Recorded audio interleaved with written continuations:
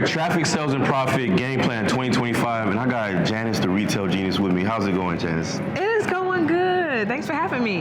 Yeah, so for those that don't know you, what all do you do? So I am the retail genius. I help entrepreneurs start brick and mortar beauty supply businesses in their communities. I love that. So before you started helping people start brick and mortar beauty supply businesses, you had your own, right? Yes. So in 2010, I opened Fabulous Freddy's, which was the first Black-owned beauty supply store to come to Queens, New York. Nice. How was that experience of opening those?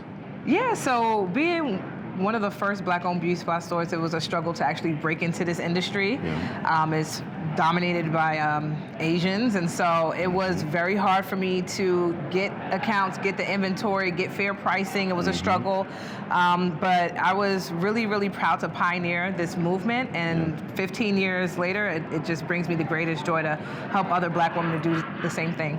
That's amazing. And so now, you know, from the experience of opening beauty supply stores, you now took that into your program, and you've helped hundreds of women open their own stores. How's that been? Yeah, it has been one of the most rewarding things. For the past 7 years, we've helped Black women make over $10 million in beauty supply, with just the people in our tribe, and we continue to help, bring women along. I love that. And you're based in New York. Are all the people that you help open the stores based in New York as well? Actually, most of them aren't. So most of our clients are in the South. So we have, I think most of our clients are in Texas, where you're at. Yeah. Atlanta, Georgia. We have some clients actually in Canada, so I'm international now, y'all. Okay. And some in the islands too. So we have a client in St. Thomas. Nice, nice. So what would you say has been the hardest part of people opening beauty supply stores? Like if I want to open one, what do I need to know in advance? The biggest obstacle for Black people trying to open the stores is the funding. Trying to understand how much funding is really required to have a successful store.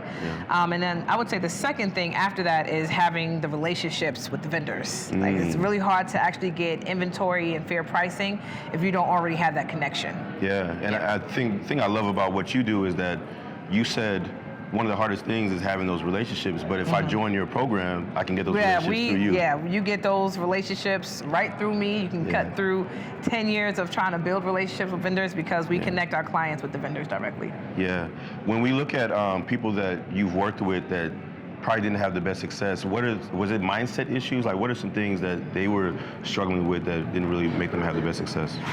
Well, my clients, thankfully, they're all still open and they're doing very well. Nice. But I think for the ones who are kind of struggling a little bit, I think for them, honestly, the marketing is one of the biggest things, right? So, historically, when you had a brick and mortar business, you were just like relying on the community to come in, but we can't operate like that anymore, guys. Right. You gotta market your business now, okay? There's no more like word of mouth for the brick and mortar businesses. Right. You have to do some marketing. That makes sense. I think that's like the biggest struggle for some of my clients. Got you. So when you look at the ones that are really successful, what are some characteristics that they embody that makes them successful? The really successful ones are the ones that were easy to coach. They were easy to take the information and they executed. Execution. So if I told someone, okay, you got to start going live and all that, I have some clients who are like, I don't want to do this and all that other stuff. Like marketing is like something that is a leisure, like you must market. And then I have some who would literally go live after the call. So execution, y'all. I love that. I love that.